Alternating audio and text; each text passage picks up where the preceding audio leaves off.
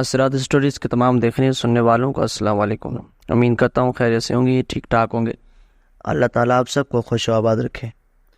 ناظرین کرام، اللہ تعالیٰ نے جب سے انسانوں کو پیدا کیا تو ان کی ہدایت کے لیے اور ان کی رہنمائی کے لیے حضرت آدم علیہ السلام سے لے کر نبی کریم صلی اللہ علیہ وسلم تک انبیاء کرام کو مبعوث فرمایا۔ تقریباً 1,24,000 کم و بیش انبیاء کرام دنیا میں تشریف لائے، اور اللہ تعالیٰ نے انہیں مختلف قوموں اور مختلف ادوار میں لوگوں کی رہنمائی اور ہدایت کے لیے اور انہیں فتنہ فساد سے اور بد اخلاقی سے بچانے کے لیے مبعوث فرمایا، تاکہ جا کر وہ قوم کی رہنمائی کرے۔ انہیں انبیاء کرام میں سے ایک نبی حضرت یونس علیہ السلام ہے، جنہیں اللہ تعالیٰ نے تقریباً 1,00,000 سے اوپر کی آبادی کی طرف نبی بنا کر بھیجا تھا۔ وہ قوم فتنہ فساد اور بد اخلاقی میں اعلیٰ درجے پر فائز تھی، لیکن اللہ تعالیٰ نے ان کی ہدایت کے لیے حضرت یونس علیہ السلام کو بھیجا۔ حضرت یونس علیہ السلام اللہ کے وہ نبی ہیں جو مچھلی کے واقعے کے ساتھ مشہور ہیں، کہ جنہیں مچھلی نے نگل لیا تھا اور پھر اللہ کے حکم سے اسی مچھلی نے حضرت یونس علیہ السلام کو واپس دریا کے کنارے چھوڑ دیا۔ حضرت یونس علیہ السلام کی مکمل سٹوری سننے سے پہلے ایک چھوٹی سی ریکویسٹ ہے، ہمارے اس چینل کو ضرور سبسکرائب کریں اور بیل آئیکن کو ضرور دبائیں تاکہ ہماری اس طرح کی ویڈیوز آپ کو ہمیشہ ملتی رہیں۔ ناظرین کرام، حضرت یونس علیہ السلام بنی اسرائیل کے انبیاء میں سے ایک نبی ہیں۔ آپ حضرت سلیمان علیہ السلام کے بعد بنی اسرائیل میں تشریف لائے۔ حضرت یونس کو جس بستی کی طرف بھیجا گیا وہ نینوا ہے۔ نینوا کی سرزمین 2 حصوں میں تقسیم ہوتی ہے۔ ایک جگہ وہ ہے جہاں حضرت امام حسین شہید ہوئے، اور دوسری جگہ موصل کہلاتی ہے جہاں حضرت یونس علیہ السلام کو مبعوث کیا گیا۔ نینوا کے لوگ بت پرست اور طرح طرح کی اخلاقی امراض میں جکڑے ہوئے تھے۔ انہیں ہدایت اور رہنمائی کے لیے الہی رہبر کی ضرورت تھی، تاکہ اس کے ذریعے ان پر حجت تمام کی جائے، اور الہی رہبر اس گمراہ معاشرے کو اللہ تعالیٰ کی وحدانیت کی طرف دعوت دیتے ہوئے سعادت سے ہمکنار کرے۔ چنانچہ نینوا کی کثیر آبادی کی طرف اللہ تعالیٰ نے حضرت یونس کو نبی بنا کر بھیجا۔ آپ نے اپنی قوم میں صدائے حق بلند کی، انہیں اللہ تعالیٰ کی وحدانیت کی دعوت دی، منکرات اور اخلاقی فساد سے اجتناب کی نصیحت فرمائی، اور معاشرے کو صالح و پاکیزہ کرنے کے لیے مختلف قسم کی تدابیر اور اسلوب اختیار کیے۔ جناب یونس نے جب دعوت توحید کو سر عام بیان کرنا شروع کیا اور بت پرستی کے فاسد نظریے کی کھل کر مخالفت کی، تو پورا معاشرہ آپ کے شدید مخالف ہو گیا۔ آپ نے باطل کے خلاف مبارزہ جاری رکھا اور اس گمراہ ظالم قوم کے ساتھ ایک شفیق و دلسوز باپ کی مانت بہترین اخلاق اور نرمی اور محبت کا برتاؤ کیا، لیکن اس حکیمانہ روش اور مہربانی محبت کے سلوک کے صلے میں قوم سے طعن و تشنیع، تکذیب، تمسخر اور استہزاء کے علاوہ کچھ نہیں ملا۔ بت پرست آپ کو کہا کرتے تھے کہ ہم کس دلیل کی بنیاد پر اپنے دین اور آئین سے رخ پھیر لیں، جبکہ ہم سالہ سال سے اس دین کی پیروی کریں۔ اب کیا ہم اس کو ترک کر کے آپ کی ایجاد کردہ نئے دین اور اعتقادات کی پیروی کرنے لگ جائیں؟ جناب یونس ان کے خود ساختہ استدلال کے مقابلے میں حکیمانہ انداز سے ٹھوس دلیلیں پیش کیں، اور انہیں باور کرانے کی کوشش کی کہ بے جان بت ایسے بے شعور اجسام ہیں جو نہ نفع پہنچا سکتے ہیں نہ ہی کوئی ضرر، ان سے تو کوئی خیر صادر نہیں ہو سکتا۔ جناب یونس کسی تبلیغ و دعوت اور معاشرے کی خرافات، افکار و عادات سے مبارزہ کرتے ہوئے زندگی کے 30 سال بیت گئے، لیکن انہوں نے آپ کی کسی بات پر کان نہ دھرے، سوائے گنتی کے چند افراد کی کوئی آپ پر ایمان نہ لایا۔ انہیں چند افراد میں سے ایک شخص آپ کا پرانا دوست روبیل تھا، جو علم و حکمت سے بہرامند اور خاندانی نبوت سے تعلق رکھتا تھا۔ روبیل اپنا گزر بسر بکریاں چرا کر کیا کرتا تھا۔ دوسرا شخص آپ کی قوم کا ایک کمزور اور لاغر جسم رکھنے والا عابد و زاہد تھا، جس کا زیادہ تر وقت عبادات و دعا میں گزرتا تھا، لیکن وہ علم و حکمت سے بالکل عاری تھا۔ اس کا نام تنوخہ تھا، اور وہ اپنا گزر بسر لکڑیاں کاٹ کر انہیں بیچ کر کیا کرتا تھا۔ بعض جگہوں میں اس عابد کا نام ملیخہ وارد ہوا ہے۔ جناب یونس اور قوم کے درمیان اختلاف بڑھتے چلے گئے، اور معاشرے نے اصلاح کے بجائے اپنی قوم کے نبی سے دشمنی مول لی اور انہیں علاقے سے نکالنے اور قتل کرنے کی منصوبہ بندی کرنے لگے۔ قوم کی اس حالت کو دیکھ کر جناب یونس بہت دل برداشتہ ہوئے اور ان کی شکایت بارگاہ الہی میں کی، ان پر عذاب نازل کرنے کا تقاضا کیا۔ بعض روایات کے مطابق آپ نے ان الفاظ میں اللہ تعالیٰ کی حضور دعا کی، فرمایا کہ میرے رب، تو نے مجھے جب اس قوم میں مبعوث کیا تو میری عمر 30 سال تھی، ان کے درمیان میں زندگی بسر کرتا رہا اور 33 سال مسلسل تجھ پر ایمان کی دعوت دیتا رہا اور اپنی رسالت اور تعلیمات کی تصدیق کروانے کی کوشش میں لگا رہا۔ انہیں تیرے عذاب سے خوف زدہ کیا اور تیری نقمت و ہلاکت سے ڈرایا، لیکن انہوں نے میری نبوت کا جانتے بوجھتے ہوئے انکار کیا، میری بیان کردہ تعلیمات کو حقیر و پست سمجھا۔ اب وہ مجھے دھمکیاں دیتے ہیں اور مجھے ڈر ہے کہ وہ مجھے قتل کر دیں گے۔ پس تو ان پر اپنا عذاب نازل فرما، کیونکہ یہ وہ قوم ہے جو ایمان لانے والی نہیں ہے۔ روایات کے مطابق اللہ تعالیٰ نے جناب یونس کی طرف وحی کی اور فرمایا اس قوم میں چھوٹے چھوٹے بچے ہیں، کئی خواتین حاملہ ہیں، بوڑھے ضعیف مرد و زن ہیں، میں ان پر مہربانی اور نرمی کو پسند کرتا ہوں اور ان کی توبہ کا منتظر ہوں، میں عدل و انصاف سے فیصلہ کرنے والا ہوں، میری رحمت میرے غضب پر غالب ہے، میں تیری قوم کے بڑوں کے گناہوں کی وجہ سے چھوٹوں کو عذاب میں مبتلا نہیں کرنا چاہتا۔ اے یونس، یہ میرے بندے ہیں، میری مخلوق اور میرے علاقوں میں میری خلقت ہے۔ اے یونس، اس بستی میں 1,00,000 سے اوپر میری مخلوق ہے جنہوں نے میرے شہروں کو آباد رکھا ہے، وہ میرے بندے پیدا کرتے ہیں۔ اپنے علم سابق کی بنا پر میں چاہتا ہوں کہ میں تجھ سے اور ان سے عجلت و جلد بازی کے بجائے مہربانی اور نرمی کا سلوک کروں۔ جناب یونس نے بارگاہ الہی میں عرض کی، اے میرے رب، میں تیری خاطر ان پر غضبناک ہوا، اور جب یہ تیری معصیت کرتے تھے تو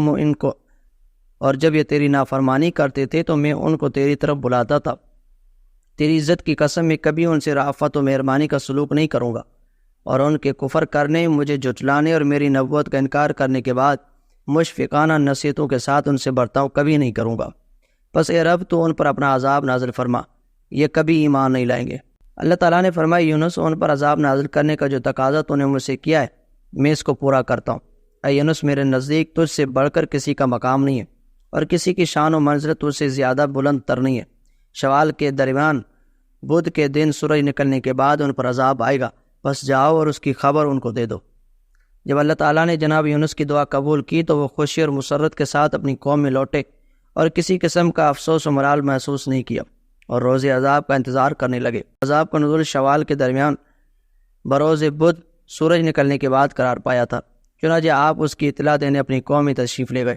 جناب یونس نے سب سے پہلے اپنی قوم کے اس عابد کو اطلاع دی جس کا نام تنوخہ یا ملیخہ تھا۔ تنوخہ ایک مومن شخص تھا لیکن علم و حکمت سے عاری تھا۔ جناب یونس نے اس کو کہا کہ جاؤ پوری قوم کو عذاب کے دن کی خبر دے دو۔ وہ کہنے لگا، یونس، ان کو گمراہیوں اور معصیتوں کے دلدل میں دھسے رہنے دے یہاں تک کہ اللہ کا عذاب ان پر آ جائے۔ تنوخہ نے جناب یونس کو قوم کے خلاف مزید بھڑکایا اور بد دعا کرنے پر ان کی حوصلہ افزائی کی اور قوم سے کرختگی اور سختی کا رویہ اختیار کرنے کا مشورہ دیا۔ حضرت یونس نے ان کا مشورہ سنا اور کہا کہ روبیل کے پاس چلتے اور اس سے بھی مشورہ لیتے۔ روبیل جناب یونس پر ایمان لانے والا وہ شخص تھا جو عالم، فاضل، حکیم ہونے کے ساتھ ساتھ اہل بیت نبوت سے تعلق رکھتا تھا۔ جناب یونس تنوخہ کے ہمراہ روبیل کے پاس تشریف لے گئے اور اس کو شوال کے درمیان بدھ والے دن سورج نکلنے کے بعد آنے والے عذاب کی خبر دی۔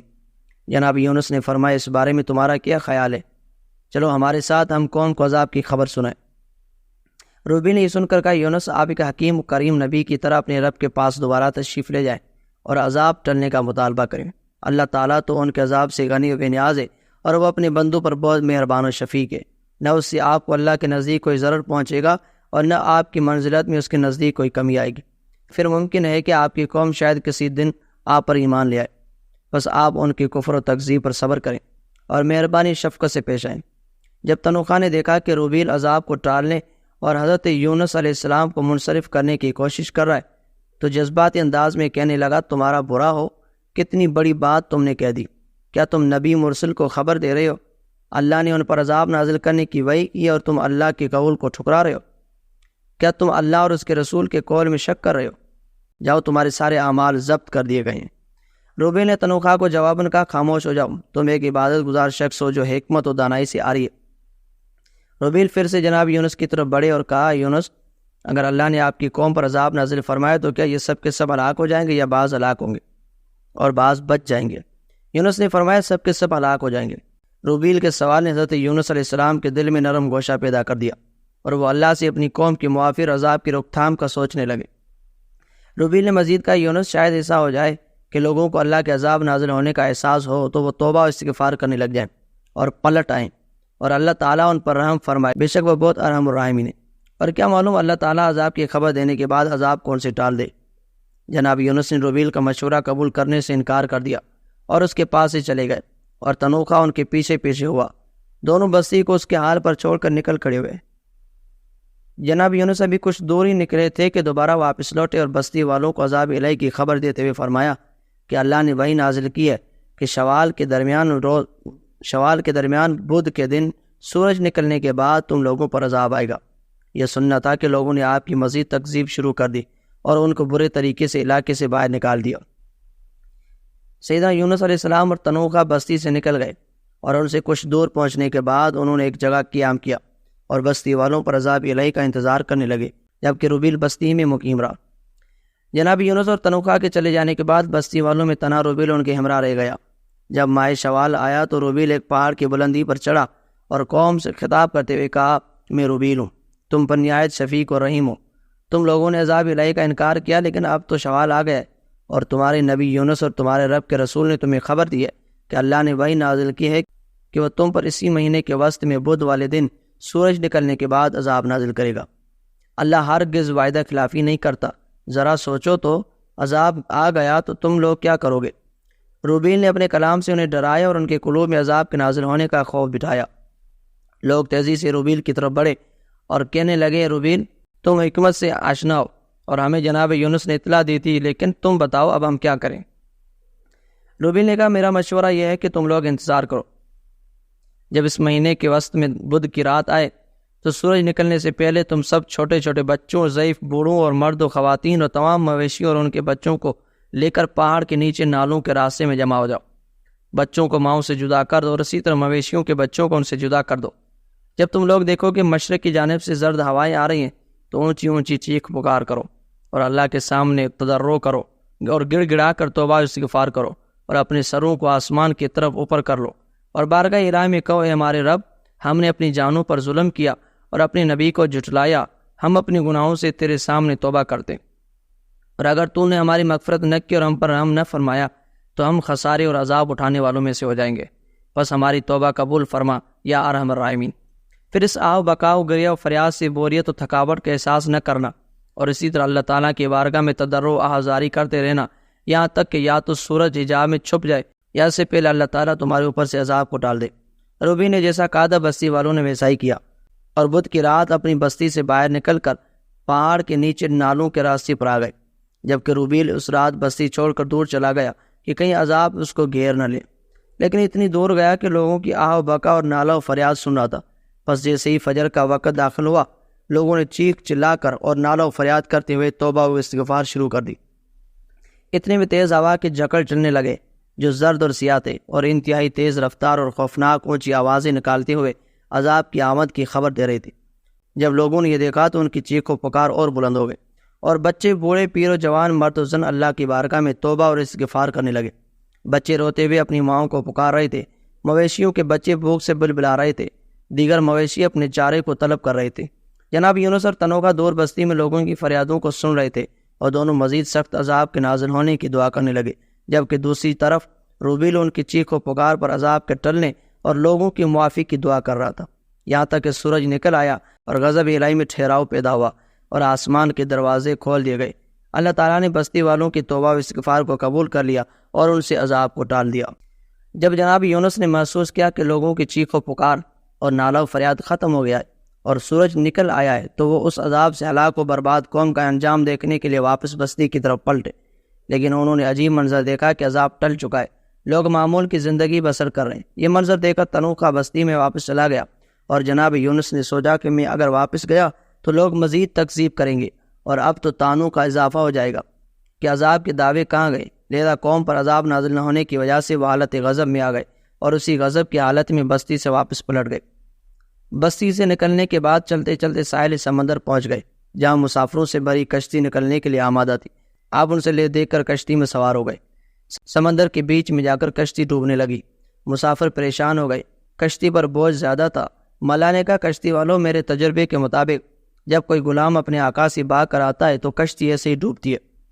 باہم مشورے سے طے پایا کہ قرآن اندازی کی جائے گی اور جس کا نام نکلے گا اسے کشتی سے پھینک دیا جائے گا تاکہ بوجھ کچھ کم ہو، کیونکہ اپنی مرضی سے کوئی بھی مسافر پانی میں کودنے پر تیار نہیں ہوتا۔ جب قرآن اندازی ہوئی تو حضرت یونس کا نام نکلا۔ آپ کی وضاحت اور بردباری آپ کی شخصیت سے ظاہر تھی، اس لیے کسی کو جرت نہ ہوئی کہ ایک نیک بندے کو اپنے سے جدا کر لے۔ پھر قرآن نکالا گیا، دوبارہ بھی آپ کا نام نکلا۔ آپ کپڑے اتارنے لگے، لیکن سواروں نے روک دیا کہ ہم آپ کو سمندر میں نہیں ڈال سکتے۔ آپ کو بھی اپنی غلطی کا احساس ہو چکا تھا کہ وحی الہی کی آمد سے قبل انہیں اپنی قوم کو نہیں چھوڑنا چاہیے تھا۔ تیسری مرتبہ نام نکلنے پر آپ نے خود ہی سمندر میں چھلانگ لگا دی، اور دوسری طرف اللہ تعالیٰ نے مچھلی کو حکم دیا کہ ہمارے بندے یونس کو اپنے پیٹ میں رکھو، وہ تیری غذا نہیں بلکہ تیرا پیٹ اس کے لیے قید خانہ ہے۔ حضرت یونس کو جب مچھلی نے نگلا تو آپ کو لگا کہ آپ کی جان قبض کر لی گئی ہے، لیکن جب آپ نے جسم کو ہلایا جلایا تو سمجھ گئے کہ کیا معاملہ ہوا ہے۔ آپ اللہ تعالیٰ کی بارگاہ میں سجدہ ریز ہو گئے اور ایسی جگہ کو عبادت گاہ بنا لیا جہاں پہلے کسی نے سجدہ نہ کیا تھا۔ مچھلی آپ کو لے کر سمندر میں پھرتی رہی۔ کہتے ہیں کہ اس مچھلی کو بھی ایک بڑی مچھلی نے نگل لیا تھا۔ آپ مچھلی کے پیٹ میں کتنی مدت رہے، اس کے متعلق مختلف روایات ہیں۔ مختلف اقوال کے مطابق آپ 1 دن، 3 دن، 5 دن، 7 دن یا 40 دن رہے۔ جب حضرت یونس مچھلی کے پیٹ میں قید ہوئے تو باقاعدہ مچھلی کو وحی کی گئی، یہ اللہ کا خاص بندہ ہے، اس کو خراش نہ آئے اور نہ ہی اس کی ہڈی ٹوٹے۔ جب مچھلی نے آپ کو نگل لیا اور آپ کو لے کر پانی کی تہیوں میں اتری تو وہاں آپ کو ایک آواز سنائی دی۔ دل میں خیال پیدا ہوا کہ یہ کس طرح کی آواز ہے۔ اللہ تعالیٰ کی طرف سے وحی ہوئی کہ یہاں سمندری مخلوق اپنے رب کی تسبیح بیان کر رہی ہے۔ حضور نبی کریم صلی اللہ علیہ وسلم کا فرمان ہے کہ حضرت یونس نے مچھلی کے پیٹ میں اپنی رب کی پاکی بیان کی۔